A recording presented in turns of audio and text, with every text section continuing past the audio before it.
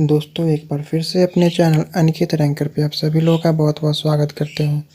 आज हम लोग इस वीडियो में बात करने वाले हैं यूनियन पब्लिक सर्विस कमीशन की तरफ से सीडीएस वैकेंसी निकाली गई है उस रिगार्डिंग।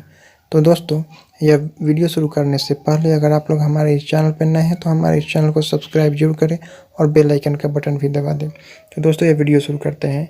दोस्तों जैसा कि आप लोग अपने स्क्रीन पर देख रहे हैं, इस वैकेंसी को 5/8/2020 को ही पब्लिक किया गया है, जो कि आज 5/8/2020 है और मैं आप लोगों के सामने यह वैकेंसी लेकर के आ गया हूँ।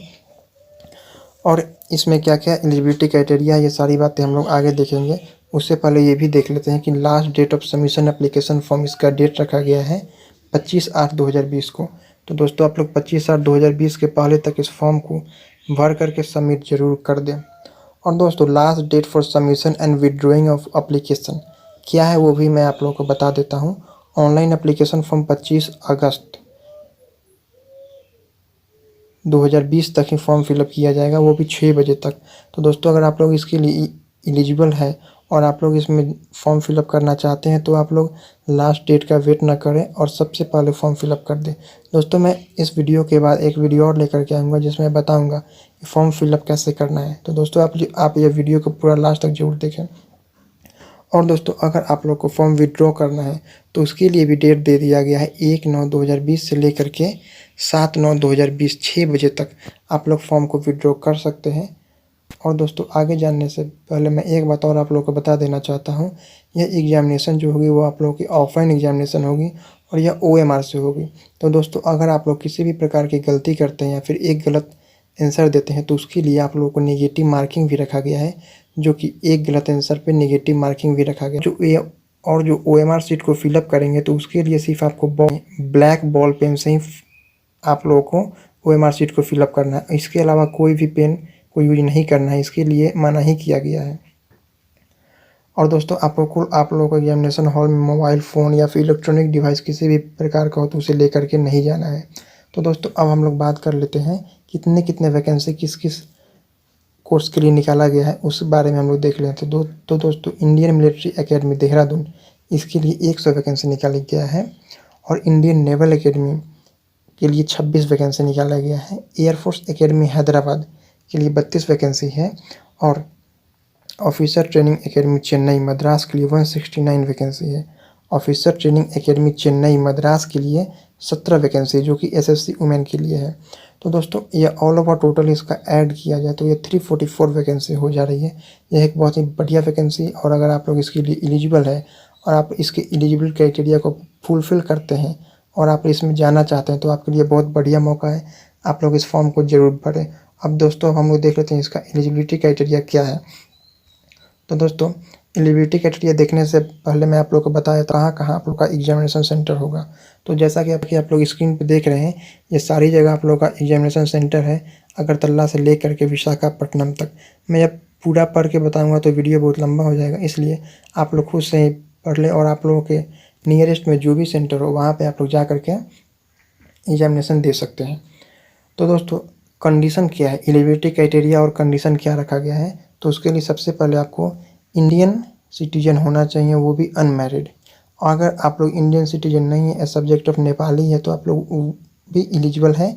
और उसके साथ साथ अगर माइग्रेट पाकिस्तान से है, Burma, Sri Lanka, East Africa country, Kenya, Uganda, United Republic of Tanzania, Zambia, Malawi, यहाँ से भी है आप लोग, तो आप लोग फॉर्म फिलअप कर सकते हैं, आप लोग को कोई परेशानी नहीं होगी। लेकिन इसके अलावा कहीं से है तो आप लोग को फॉर्म फिलअप करने नहीं दिया जाएगा।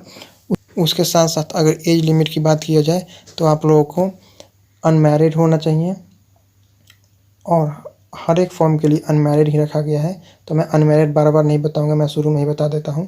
और IMA के लिए आप लोगों को 2 जुलाई 1997 से लेकर के 1 जुलाई 2020 तक ही डेट ऑफ बर्थ होना चाहिए, तभी आप लोग फॉर्म फिलअप कर सकते हैं। और अगर सेकेंड में बात किया जाए इंडियन नेवल एकेडमी, तो उसके लिए भी सेम है, 2 जुलाई 1997 से लेकर के 1 जुलाई 2002 तक आप लोग का अगर डेट ऑफ बर्थ है तो आप लोग फॉर्म फिलअप कर सकते हैं।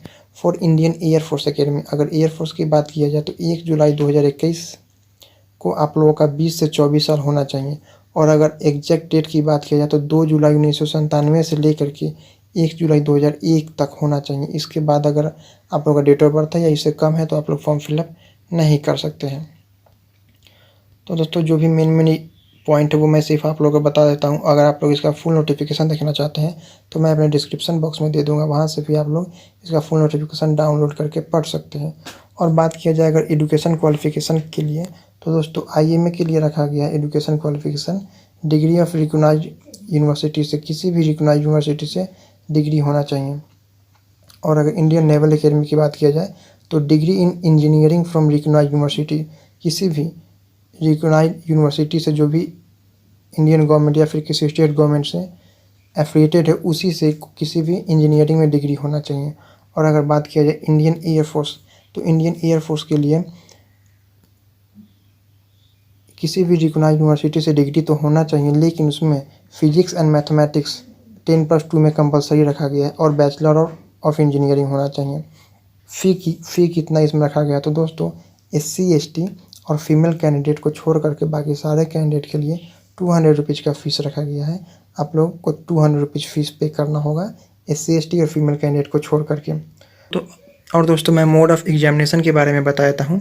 तो आप लोगों का एग्जामिनेशन जो होगा वो Indian military academy, Indian naval academy और एयरफोर्स के लिए ड्यूरेशन 2 आवर मिलेगा। 100 मार्क्स रहेगा सिर्फ इंग्लिश के लिए। फिर आप लोगों को जनरल नॉलेज के लिए 2 आवर मिलेगा 100 मार्क्स। फिर आप लोगों को एलिमेंट्री मैथमेटिक्स के लिए 2 आवर 100 मार्क्स।